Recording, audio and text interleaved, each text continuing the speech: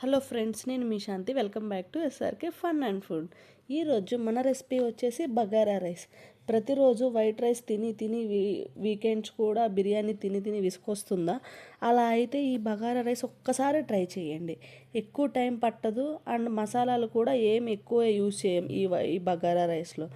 White rice లాగే కర్రీస్లో తినవచ్చు, కానీ బిర్యానీ అంత టేస్ట్ అయితే ఉంటుంది. లంచ్ బాక్స్లోకి అయితే పర్ఫెక్ట్గా ఉంటుంది. ఇలాంటి ఈ బగారా రైస్ని ఎలా తయారు చేసుకోవాలో చూసేద్దాం రండి. ముందుగా ఒక కడాయి పెట్టుకొని స్టవ్ ఆన్ చేసుకొని ఇందులో ఒక 2 టేబుల్ స్పూన్ ఆయిల్ అండ్ ఒక 2 టేబుల్ స్పూన్ వరకు నెయ్యిని యాడ్ చేసుకోండి. మనం నెయ్యిని యాడ్ చేయడం వల్ల టేస్ట్ అనేది, ఫ్లేవర్ అనేది చాలా బాగుంటుంది. మీ దగ్గర నెయ్యి లేకపోతే మీరు స్కిప్ చేయవచ్చు, నో ప్రాబ్లం. ఇందులోకి మనం హోల్ బిర్యానీ మసాలా అన్నీ వేయాలి. దాల్చిన చెక్క, పువ్వు, లవంగాలు, మిరియాలు, యాలకులు, బిర్యానీ ఆకు, షాజీరా, మెయిన్ షాజీరా, అనాస పువ్వు, ఇట్లా మీ దగ్గర ఏవైతే అవైలబుల్గా ఉన్నాయో అవన్నీ వేయండి. బగారా రైస్ అంటే ఎక్కువ షాజీరానే మెయిన్. ఇవన్నీ వేసి జస్ట్ లైట్గా ఫ్రై అయిన తర్వాత ఇందులోకి ఒక ఆనియన్ వేయండి, పెద్ద ఆనియన్, లేదంటే చిన్నవి 2 తీసుకొని ఆనియన్స్ యాడ్ చేయండి. ఆనియన్స్ తర్వాత మనం పచ్చిమిర్చి కూడా కొంచెం పెద్దగా కట్ చేసుకొని అందులో ఒక 3-4 పచ్చిమిర్చి కూడా వేసి బాగా ఫ్రై చేయండి. ఇవన్నీ బాగా ఫ్రై అయిన తర్వాత ఇక్కడ నేను బఠానీ యాడ్ చేస్తున్నా. బఠానీ అనేది కేవలం మీ ఆప్షనల్. బగారా రైస్లో మీరు యాడ్ చేసుకోవచ్చు, లేదంటే స్కిప్ చేయవచ్చు. ఇక్కడ నేనైతే ఫ్రోజన్ బఠానీ యాడ్ చేశాను. మీరు పచ్చి బఠానీ కనుక యాడ్ చేస్తున్నారంటే ఒక 1/2 అవర్ 1 అవర్ నానబెట్టి యాడ్ చేయండి, లేదంటే లైట్గా కుక్ చేసైనా యాడ్ చేయండి. తర్వాత ఇవి కొంచెం బాగా అన్నీ ఫ్రై అయిన తర్వాత ఇందులోకి అల్లం వెల్లుల్లి పేస్ట్ 1 టేబుల్ స్పూన్ యాడ్ చేస్తున్నా. ఈ మసాలాలు ఇవన్నీ వచ్చేసి మీరు చేసే క్వాంటిటీని బట్టి యాడ్ చేయండి.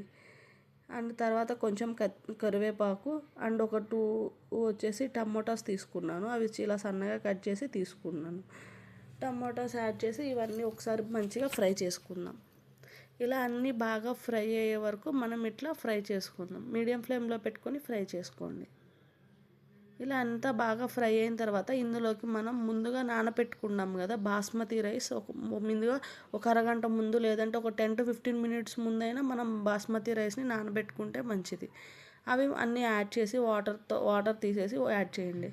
ఇందులోకి ఫైనల్గా మనకు రుచికి తగ్గంత సాల్ట్, ధనియా పౌడర్ ఇది ఒక్కటే యాడ్ చేస్తున్నాను ఇందులో నేను, అండ్ పుదీనా, కొత్తిమీర ఇవి 2 కూడా యాడ్ చేసి ఇవన్నీ మనకు ఒకసారి కలిసేలాగా కలుపుకుందాం ఈ రైస్లోకి. ఇట్లా మొత్తం అంతా అడ్జస్ట్ చేసుకొని ఇందులో మనం కలుపుకున్న తర్వాత ఇందులో వాటర్ అనేది యాడ్ చేయాలి. ఇక్కడ నేను వచ్చేసి టూ గ్లాసెస్ ఆఫ్ రైస్ తీసుకున్నాను. ఇక్కడ 2 గ్లాసెస్కి వాటర్ వచ్చేసి ఒక గ్లాస్కి 1/3 గ్లాస్ తీసుకోవాలి. అంటే 2 గ్లాసెస్ ఫుల్గా తీసుకోకూడదు. ఇప్పుడు మనం నార్మల్ రైస్కి అయితే 2 గ్లాసెస్ తీసుకుంటాం. ఇవి ఆల్రెడీ నానబెట్టాం, మనం కొంచెం పొడి పొడిగా ఉండాలి కాబట్టి 1/3 గ్లాస్ తీసుకోవాలి. 1 గ్లాస్ అండ్ 3/4 గ్లాస్ తీసుకోవాలి. ఇక్కడ నేను 2 గ్లాసెస్కి టోటల్గా 4 గ్లాసెస్ ఆఫ్ వాటర్ తీసుకున్నాను, ఒక 1/2 గ్లాస్ తక్కువ. ఇట్లా వాటర్ అంతా యాడ్ చేయడం అయిపోయిన తర్వాత ఫైనల్గా మనకి సాల్ట్ అన్నీ సరిపోయినాయా లేదా అని అడ్జస్ట్ చేసుకోవాలి. జస్ట్ సాల్ట్ ఒక్కటి చూసుకొని సాల్ట్ సరిపోకపోతే కొంచెం సాల్ట్ని యాడ్ చేసుకుందాం. ఇంకా అంతే. సాల్ట్ యాడ్ చేసిన తర్వాత ఇక్కడ నేను రైస్ కుక్కర్లో పెట్టేస్తున్నాను. ఈజీగా అవుతుంది. కుక్కర్ కన్నా నాకు కుక్కర్లో వండితే రైస్ డిఫరెంట్గా ఉంటుంది, రైస్ కుక్కర్లో వండితే ఇంకా డిఫరెంట్గా ఉంటుంది రైస్. అందుకని నేను ఎప్పుడు మోస్ట్లీ రైస్ కుక్కరే ప్రిఫర్ చేస్తాను. ఇట్లా అయిపోయింది. ఇంకా రైస్ కుక్కర్లో కుక్ అయిన తర్వాత మనం స్విచ్ పడిన తర్వాత వెంటనే ఒక డీసా ఆర్ ప్లేట్లోకి తీసుకొని సర్వ్ చేసేసుకోవడమే. ఇంతే అండి. మామూలుగా నార్మల్ రైస్ అంతే కాకపోతే మనం ఫస్ట్ మసాలాలన్నీ యాడ్ చేసుకోవడమే, అండ్ అవి కొంచెం మగ్గిన తర్వాత రైస్ వేసి యాడ్ చేయడమే. మీరు కూడా డెఫినెట్గా ట్రై చేసి మీకు ఎలా వచ్చిందో నాకు కామెంట్ చేయండి. వీడియో కనుక నచ్చినట్లయితే లైక్ చేయండి, అండ్ అలాగే మీ ఫ్రెండ్స్ అండ్ ఫ్యామిలీ మెంబర్స్కి షేర్ చేయండి. ఇలాంటి మరిన్ని వీడియోస్ కోసం మన ఛానల్ని సబ్స్క్రైబ్ చేసుకోండి ఫ్రెండ్స్. కిందున్న బెల్ ఐకాన్ని క్లిక్ చేశారు అంటే మీకు ప్రతి నోటిఫికేషన్ మిస్ అవ్వకుండా రీచ్ అవుతుంది. Thank you for watching.